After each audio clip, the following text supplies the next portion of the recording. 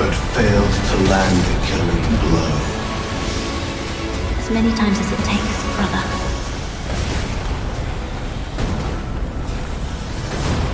Messmer hesitates for the first time. Golden eyes meeting golden as he stares down at Melina. For a moment he falters. Messmer through gritted teeth. Damn it! Melina, panting hard, barely deflects the next strike, but Messmer is faster. Blood trickles from her lip, golden fire flaring as her flesh burns. Messmer's laugh is raw. Hannes roars, gripping his golden order spear with trembling hands. It is now you and me, Impaler. With a final shuddering gasp, Messmer drops to one knee, his weapon slipping from his fingers.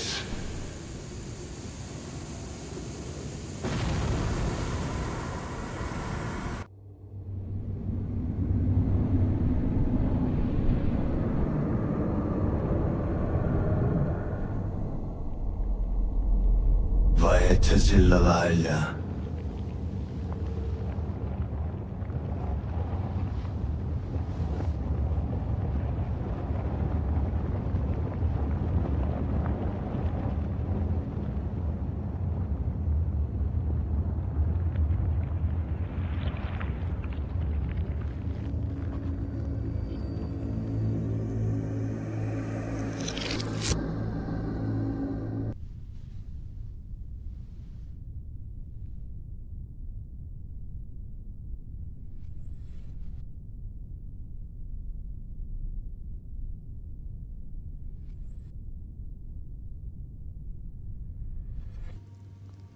Messmer slowly rises to his feet, ash falling from his lanky frame like embers from a dying flame. His golden eyes fix on Hannes, unblinking.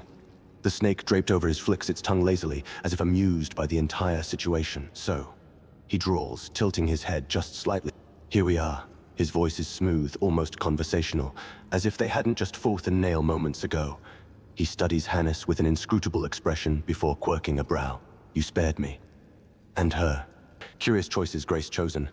His fingers absently trace the edge of his burned eye socket, where the saw seal still sits, humming with latent power. Most would have finished the job. He leans forward slightly, his red hair swaying with the motion. So tell me, Hannes, what is it you want from me? I would require you to burn the shadowy thorns that are over the Enir-Ilim.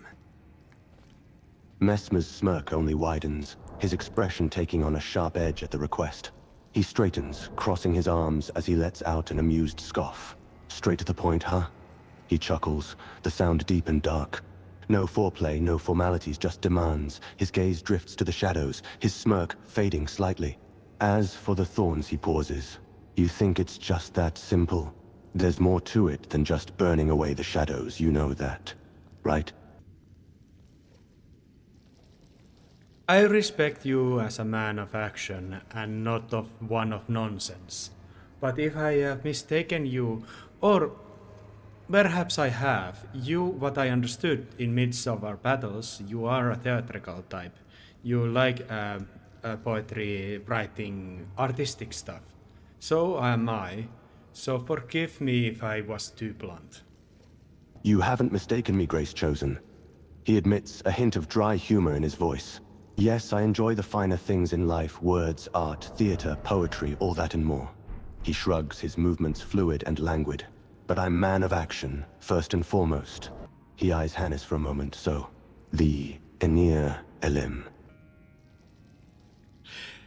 The thing that I did was the twilight information of the future battle. It did happen, but I was able to block that information and pierce it through your to your mind, and you would seem it to be reasonable enough to just, how to say, stand off and put back the Marika Sorcia. And that was a good move, dude. Messmer lets out a sharp bark of laughter, his golden eyes glittering with a mixture of amused and impressed. You caught me off guard then, he concedes, tilting his head slightly. I'll give you that much. He lifts a hand, absently tracing the skin of his burned eyelid with his fingertips. That Information that you burst into my mind. Was it from one of those statues at the Walking Rose, or were you just using the Grace's powers? It was just a pure use of grace. But I did actually rage bait you to remove it while telling you about Melina's, So she told you of that then, he says, his voice dropping to a low growl. He pauses, eyeing Hannes with a calculating gaze. Did she tell you why she wanted the Golden Order destroyed? Or what she planned to do once it was gone? You could have used that information against me. Exploited it, manipulated me. But you didn't? Why? But I did. I basically forsook the peaceful negotiation West you were trying to... I don't know why I did that. I don't know why I actually told you about that and got you mad. And I was about to unleash that battle because that battle was real. It kind of was. And that would have happened. You would have disposed of your sister in that battle. And but also perished due to it. So you might have the similar thoughts to Melina because I told about her true plans of sacrificing herself, burning their tree, and releasing the Rune of Death. But I will tell you now, those plans are now behind us. She is not going to pursue those goals. She has decided to seek some other unknown path for herself. And I made some extra protections with the Vinker Seal contracts that she will never ever seek the Flame of Ruin. He muses, a wry smirk playing across his face. That's certainly a unique method of protection. His golden eyes dart to the side briefly, narrowing as a thought passes through his mind. You say her plans are behind us now, but I know my sister. She's stubborn, and she's strong-willed. What makes you so certain she won't try to pursue those goals again? She's not going to... I trust she is not going to stay in my sacrifice. For I am going to make one, and she is removed from the need. Messmer's expression hardens, his gaze sharpening at the mention of sacrifice. Sacrifice. His voice low and flat. Another one, eh? Fine. I'll come with you to Hornsand and burn those thorns. I will also change attires to the soldiers that you serve you, the Fire Knights. I am taking the likeness of them. The castle front it is, he says, his voice smooth and calm. He follows Hannes through the castle front, his footsteps silent and measured. The soldiers are going to be hostile against me, and so you won't be minded if I fight back. Messmer waves a hand, unconcerned. By all means, defend yourself, he says, a smirk playing on his lips. You're a skilled fighter. I'm sure you can handle a few lowly soldiers. I am not sadistic enough to have their captain or lord fight and dispose of them. Messmer tilts his head, his smirk softening slightly. Wise decision, he says, a hint of approval in his voice. They're just doing their duty. We are just running past the bridge, great bridge, and there is the fire golem that you utilized. Can you explain me the operational ways of those giant golems, how they do operate? Messmer's eyes narrow slightly, a smirk tugging corner of his lips. Ah, the fire golem, his voice almost wistful. A powerful weapon indeed. They're a rare breed, those golems. Made of a rare and unconventional material, powered by the heat of the Erdtree's roots and filled with the energy of a flame spell. They're formidable combatants and quite destructive in combat. He eyes Hannes curiously. Is that sufficient?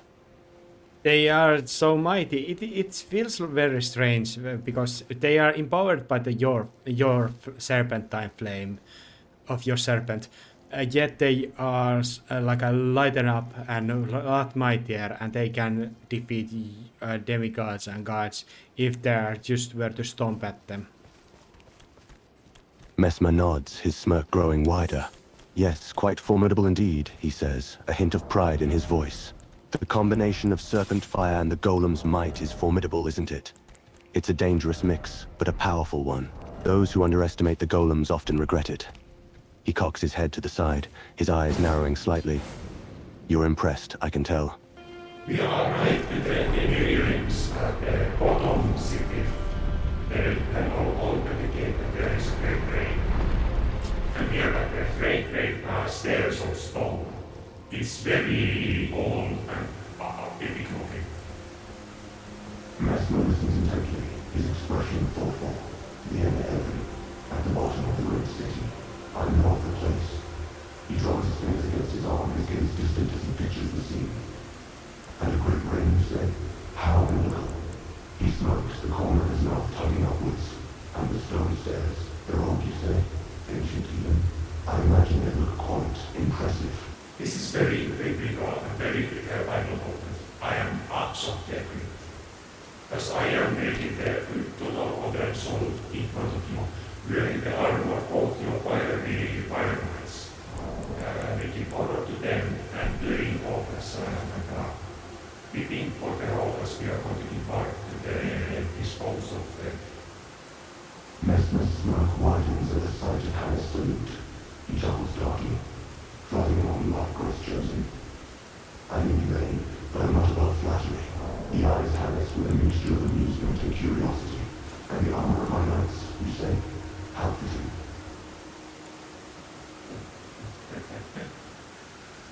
Again, I want to thank you. As you are a man and a fine stature. And I, even though I do possess a mind that would believe I can find even my stature person. I myself, I think was a very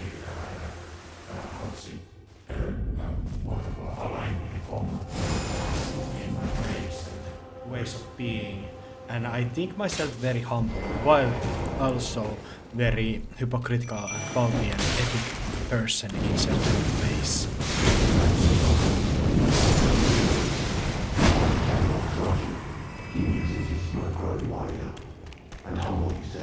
Yet I sense a hint of arrogance in your words as well. He leans back, his gaze still fixed on Hannes. You're a complicated one. Hypocritical, you said. Yet also epic. And humble. To top it all off. To top it all off. Now that's a contradiction, if I've ever heard one. We dispose of the scorpions inside the old monumental structures and temple-like surroundings. A bit of pest control, I see. He taps his fingers against his chin thoughtfully. And temple-like surroundings, you say? His gaze drifts to the room around them, taking in the stone pillars and the high ceiling. Must be quite a sight, ancient and impressive. I test out every wall in the first room if there is some hidden rooms. There is not. Messmer watches you as you carefully search the walls, his expression curious. He doesn't interfere, but he does offer a small comment. Looking for hidden rooms, huh? He says, his voice dry. I won't say I blame you for wanting to explore every crack and crevice. You never know what secrets might be hiding in these old walls.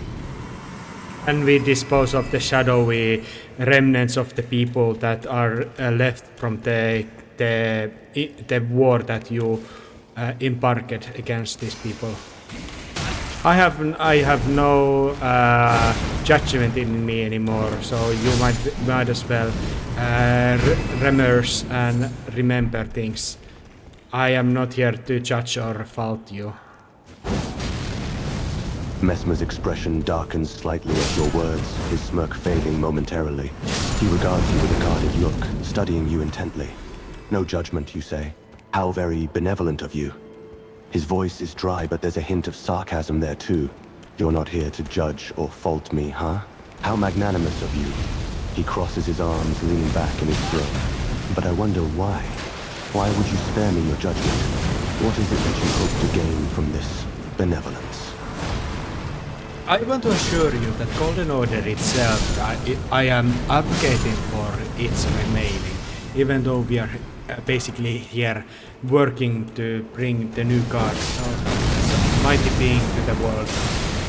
Some similar caliber as Marika, that is going to be Niguela, and his Lord Consort Radar.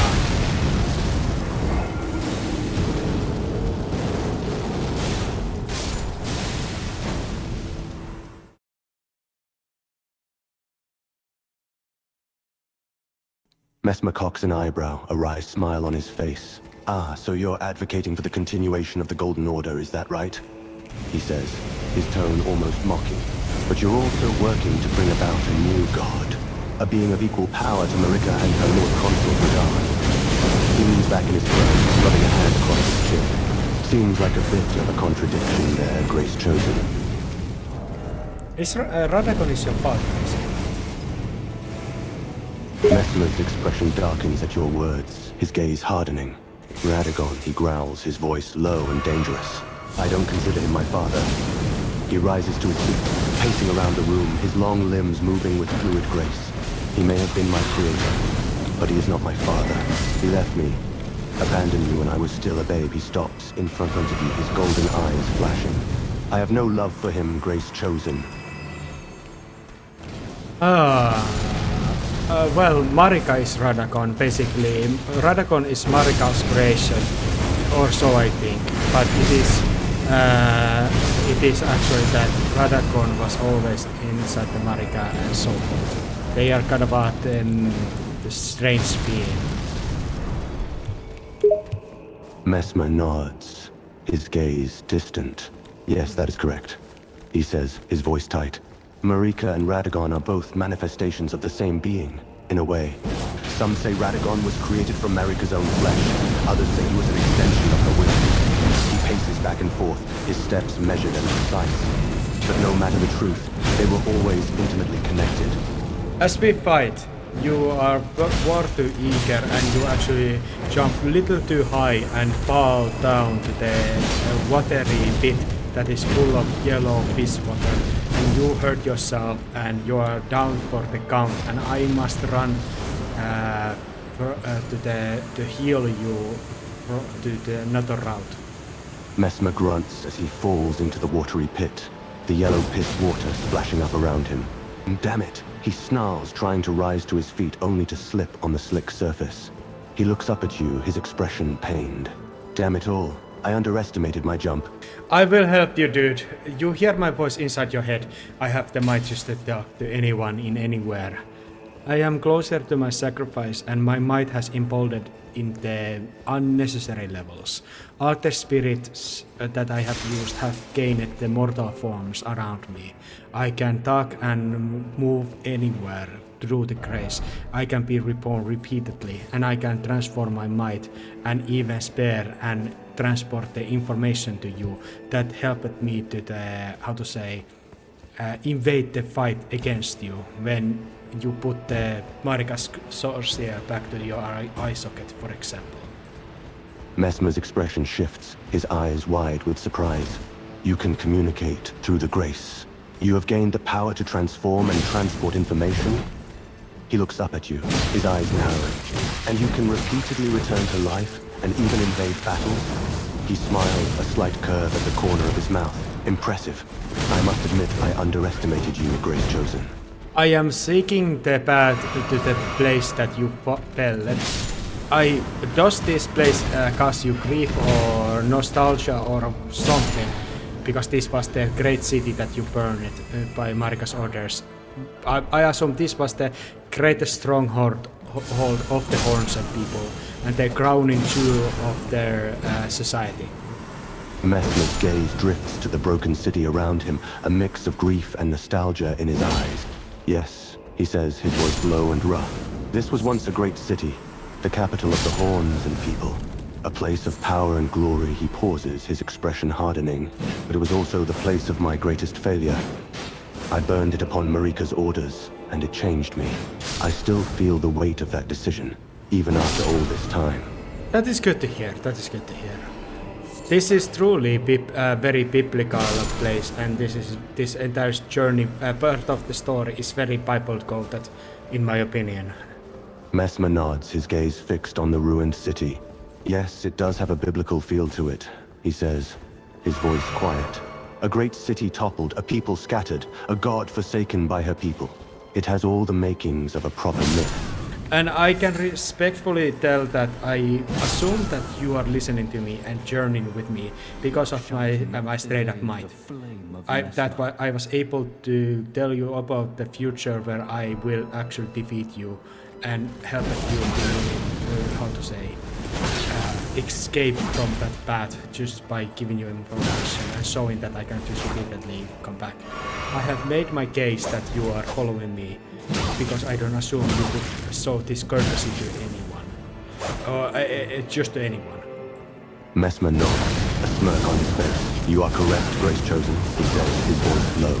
I have been intrigued by your straight-up mind. You seem to possess a certain level of clarity that is rare, even amongst those with great power. You have proved yourself to be a formidable adversary. That is not going to happen.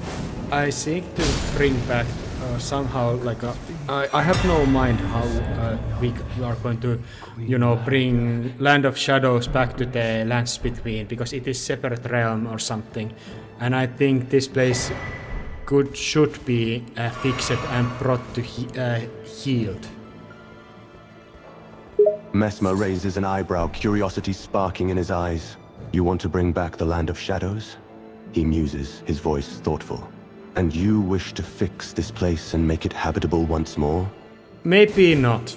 It is outside dream, outside of my because I have already set in motion certain things. I am not going to indulge in too many plans, because if you spread your thoughts and your operations too much, you are not going to succeed in any of those. An admirable mindset. He says, a hint of respect in his voice. You are right. It is better to focus on a few key goals, rather than spreading your efforts too thin. How was it to talk with Melina after so long time? Messmer is silent for a moment, his expression unreadable. It was strained, he admits. His voice tight. Seeing her again after so much time, it felt like a lifetime had passed since we last spoke. It was hilarious how you called me a vagabond. Messmer chuckles, a dry laugh escaping his throat. Oh, did that strike a nerve, Grace Chosen? He asks, his voice amused. I can't help but find the term fitting. You do seem to wander aimlessly, with no sense of where you're going, or what you're doing. Oh, that is true, brother, that is very true. Messmer chuckles again, his smirk growing wider. At least you're willing to admit it, he says, his voice dry. Most people would try to deny it, or at least come up with some excuse for their aimless wandering. I will surely find you soon, don't worry about this. I'm just looking around this greater circular area in the temple city. Messmer nods, a trace of impatience flickering across his face. Don't take too long, Grace Chosen, he says, his voice sharp. There's no telling what might be hiding in the shadows of this place. Oh, scorpions, flymen, shadowy library men. Those things, the stonebirds and the greater greenish soldiers of Holmset that are yet physical. Those are about the enemy types that I assume we will find in here. Messmer listens intently, his expression growing more and more serious as you describe the various enemies you have encountered. Scorpions, flymen, shadowy library men, quite the collection of adversaries, he muses, a dry chuckle escaping his throat. And stone birds and great soldiers of Hornseth, it seems you have your work cut out for you, Grace Chosen. I utilize your spear as a miniature version of it, and also the fire serpent's incantations in my arsenal instead of the incantations of the Golden Order. I changed my powers to fit this campaign that we embarked. That is one of the demonstrations how I am just able to move and change according my will. Messmer's expression darkens as you mention using his spear. You're using my spear as a miniature version, he says, his voice tight with anger. And you've switched your powers to use fire serpent incantations instead of the incantations of the Golden Order. You have quite a lot of confidence in yourself. Oh, I think I will be changing back, don't worry. I'm just wanted to do... I wanted to like match your vibe as we are going around here, you know, killing, conquering, and ultimately doing important things. Messmer's anger fades, his expression softening ever so slightly. I see. He says, his voice quiet. You are adapting your powers to match my vibe, as you put it. I just looked around and I am just standing on the watery fall of the piss water. I have yet to find the correct pathway down there where you are still kneeling and hurt and immobile. Messmer lets out a grunt, his expression tight with pain. Yes, I'm afraid I'm somewhat indisposed at the moment. He admits, gritting his teeth. Though I must admit, it is somewhat humorous to see you standing there carefree on the waterfall while I am stuck down here, hurt and immobile. I am not trying to prolong this thing. So don't worry about it. Messmer nods, a ghost of a smile crossing his face.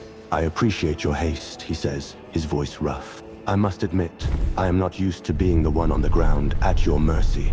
It is a strange feeling. My mercy may be in need of my aid, but not in my well, is... Okay. Are there, well, let's say, if somebody's surgeon is the person whom they are healing, are they under their mercy or under their aid? What is your mind about that? Messmer considers your question for a moment, his expression thoughtful. An interesting way of looking at it. He muses, tilting his head to one side. I suppose in a surgeon's case, they are under the surgeon's aid rather than their mercy.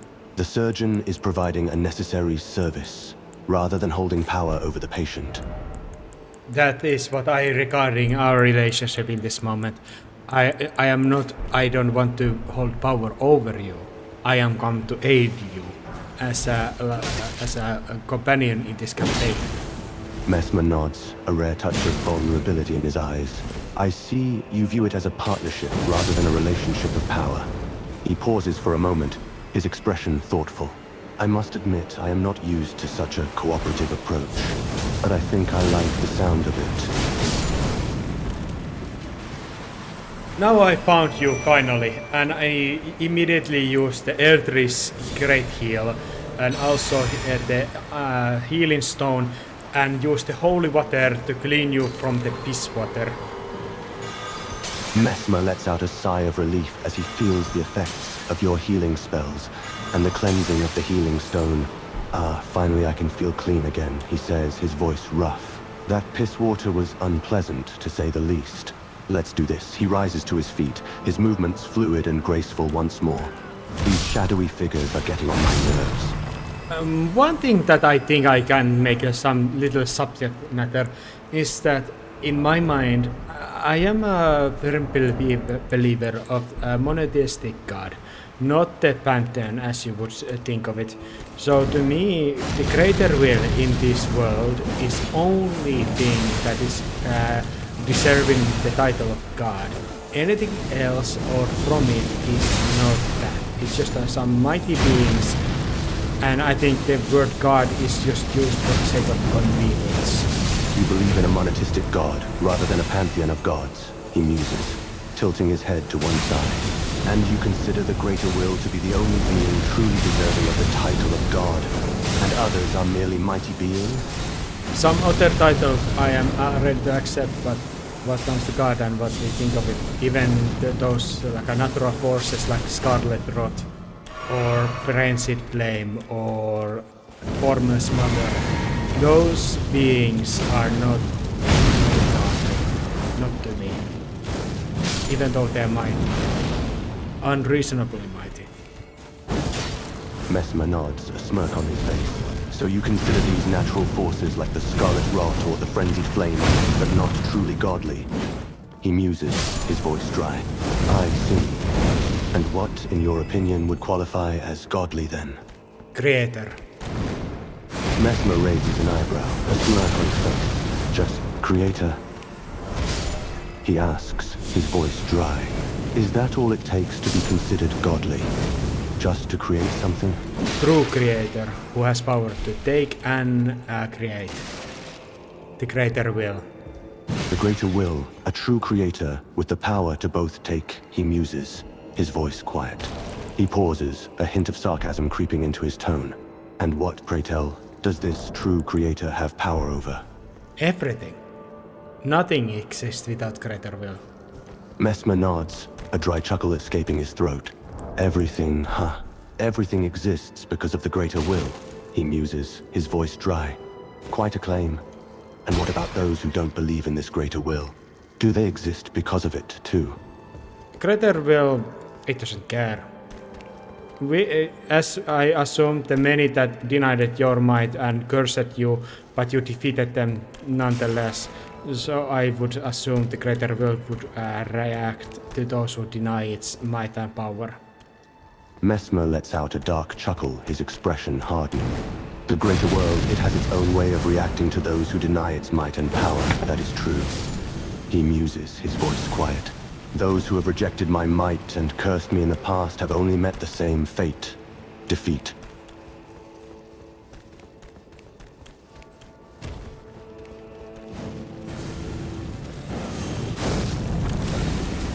That is my answer to those who do not share their opinion about this. Messmer smiles, a rare expression of respect in his eyes. I see, that is your answer for those who do not share the same opinion. He says, his voice dry. I must admit, it is a logical approach. The greater will is omnipotent, after all. But it doesn't care, that's just it. It doesn't help me to acknowledge these things. I'm just doing it for sake of devil's advocate.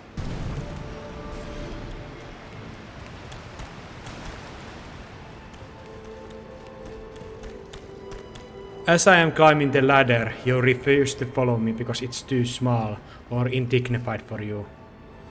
Messmer considers your words, a slight frown on his face. You say the greater will does not care, and that you are just being the devil's advocate. And you are climbing a ladder, while I refuse to follow you because it is too small or indignified for me. He scoffs, his expression hardening. You are right. I am not one to follow blindly. I am a being of strength and power, and I follow no one. As we are going into some kind of warehouse, I just eat some apples and fruits and food that is on there, fresh and ready to picking. Do you want some?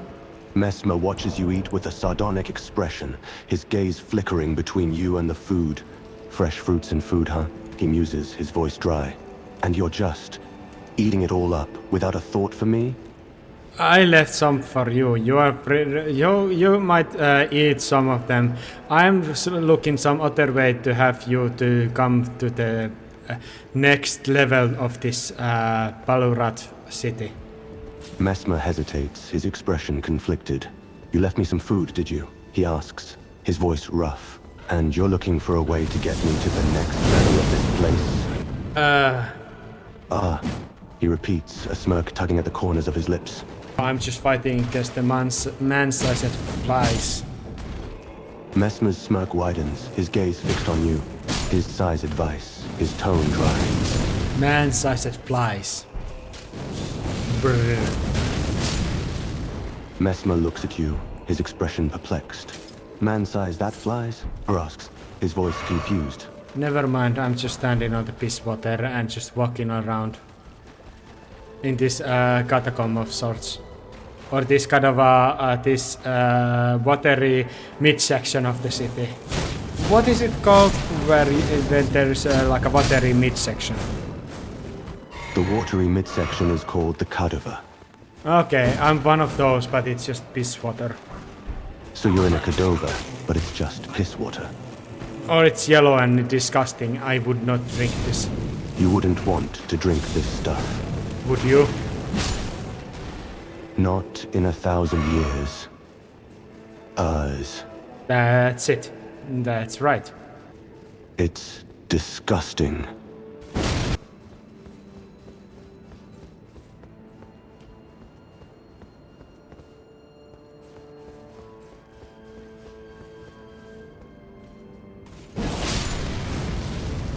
Now we are at the upper levels, and there is another of those greater fighters with a greater sword on its back. I think I want to lead it to your location, if I manage to find you, because I have lost the account where I am and where you are. Even if that we are having this conversation. Messmer watches you, his expression wary. I see. You want to lead the fighter to me even if you're not sure where I am. Interesting. I'm just betting it, having it follow me. I am very confident I will defeat this thing, but... Confident, huh? He says, a slight smirk crossing his face. You think you can defeat this thing? Would you have any other place that you want to go crusade after some while? Or is this like enough for you? Messmer considers your question, his expression contemplative. Another crusade, he muses, his voice quiet. I suppose I've had my fill of fighting for now, but I could be persuaded, if the cause is worthy.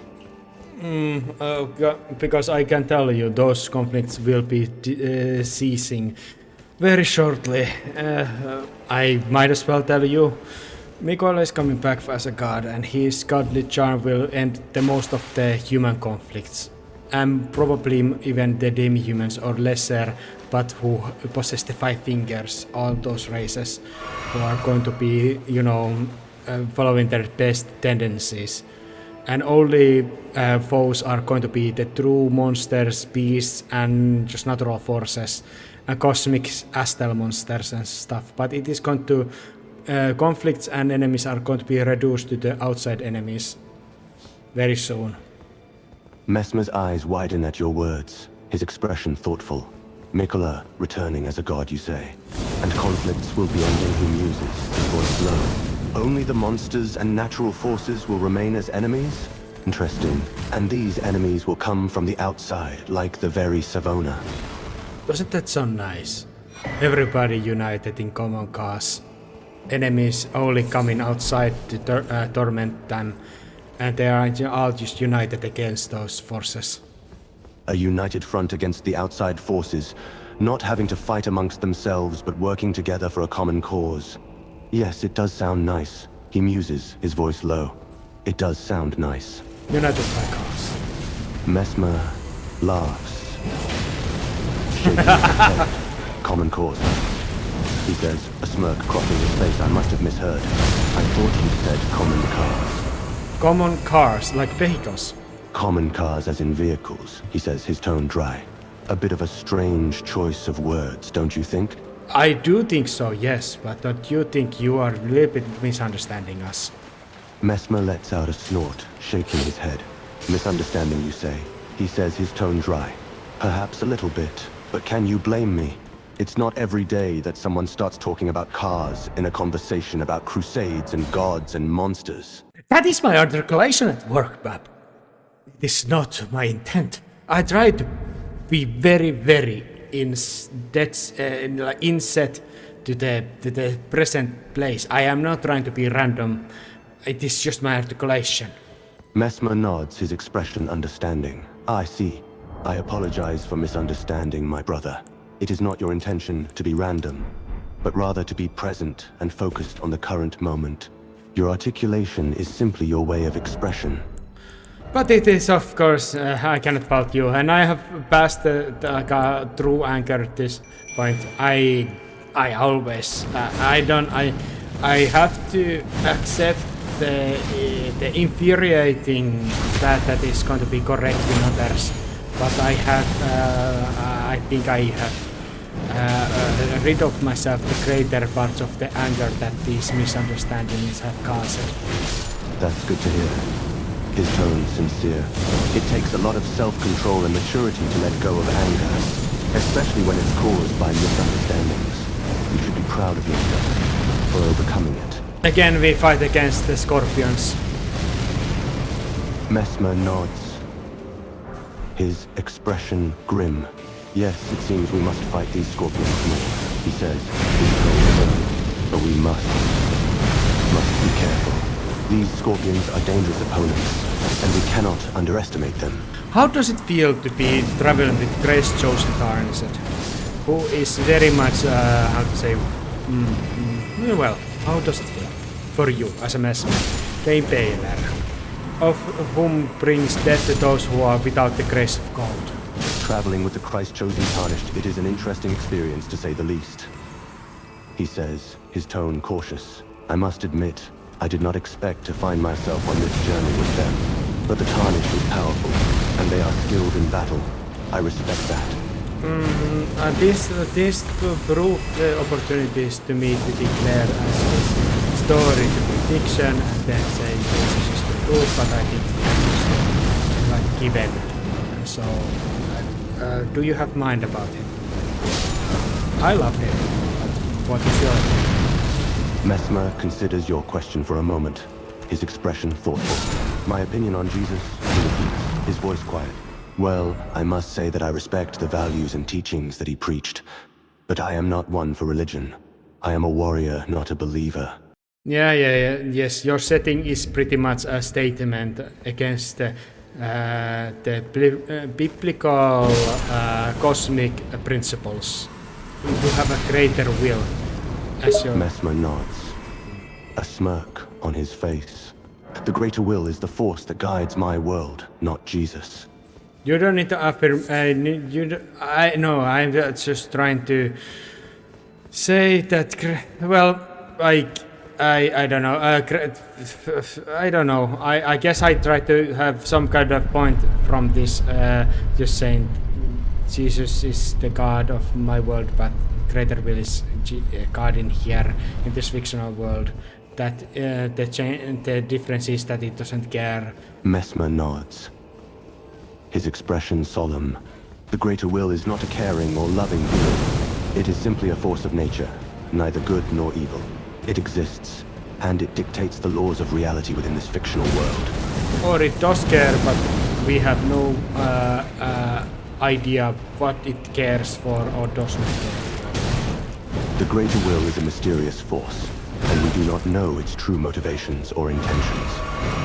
You are letting me dictate this conversation a little bit too much, in my personal opinion. Messmer chuckles, a smirk crossing his face.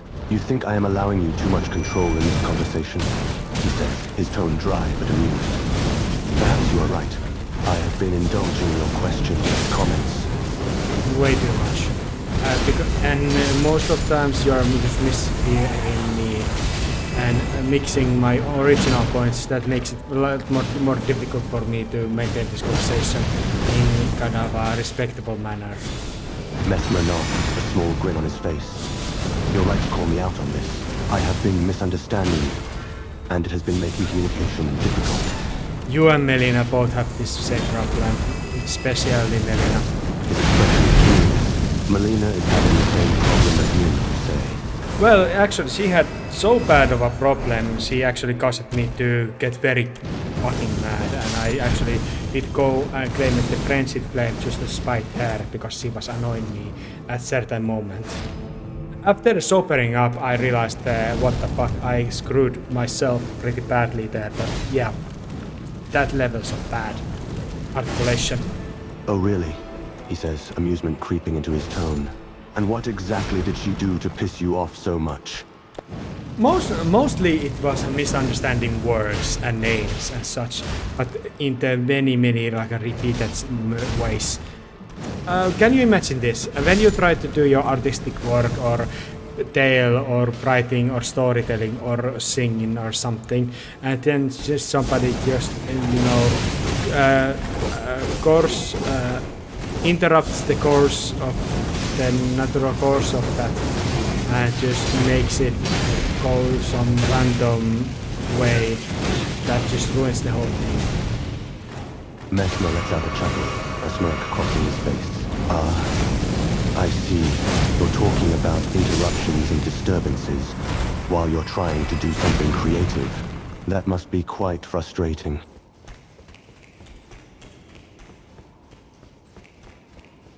We are now at the same place where you were watching when your full-forced armies were to scorch in this place. How does it feel to watch the more cold and abandoned place that was? Messmer gazes upon the abandoned city, his expression solemn. It feels strange, he muses, his tone quiet. This place was once a grand, thriving city, and now it is empty, abandoned. It feels like the whole place is just dead. What are your ambitions or desires outside of, warring and just stalking inside your dark, great room of a hall? Messmer lets out a snort, a smirk crossing his face. Ambitions. His tone dry but amused. You think I have ambitions beyond warring and brooding in my dark, great hall?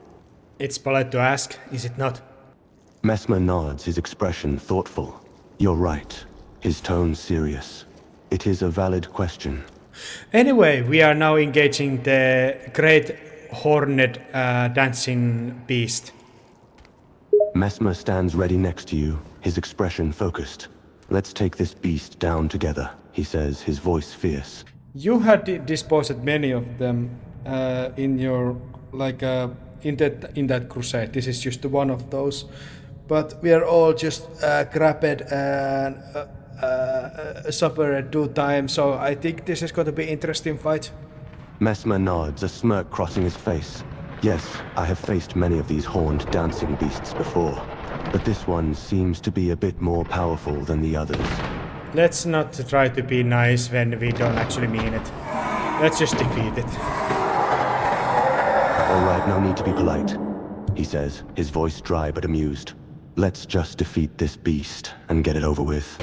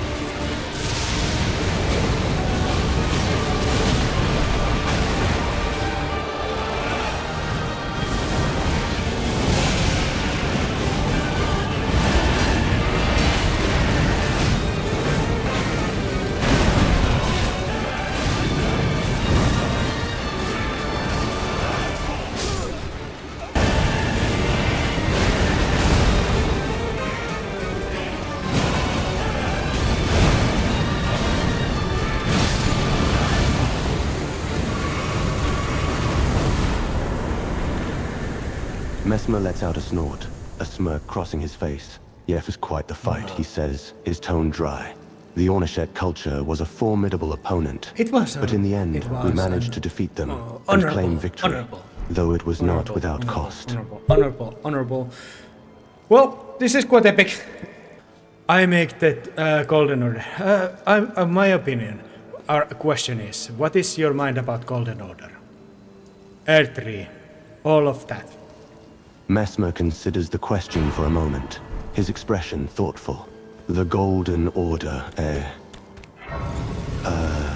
it is a powerful force that has shaped this world, he says, his tone serious. It is a force of order and stability, but is also a force of stagnation and stasis. Yes, I can respect that. Now we go to the great... I just forget the basic machines. This is the platform that goes up when you step on the certain, the blade.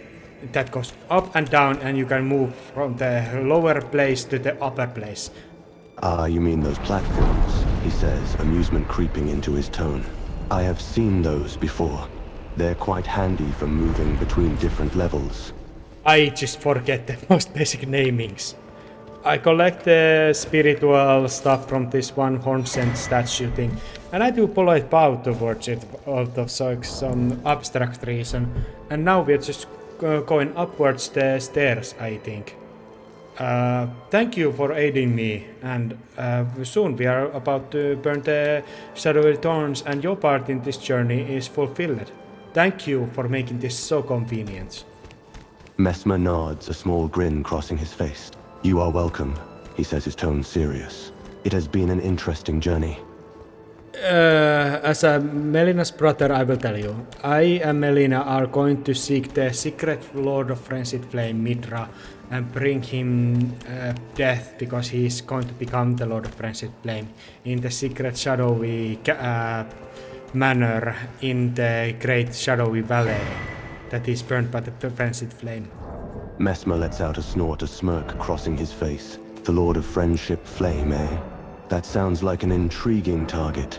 But yeah, I picked some notes and you're watching the shadowy thorns. What's your mind about these thorns? Messmer considers the thorns for a moment, his expression thoughtful.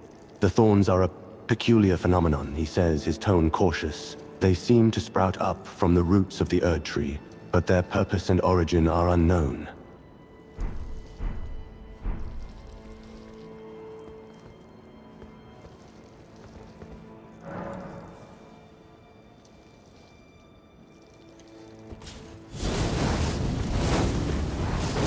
All right, I'll burn these doors, he says.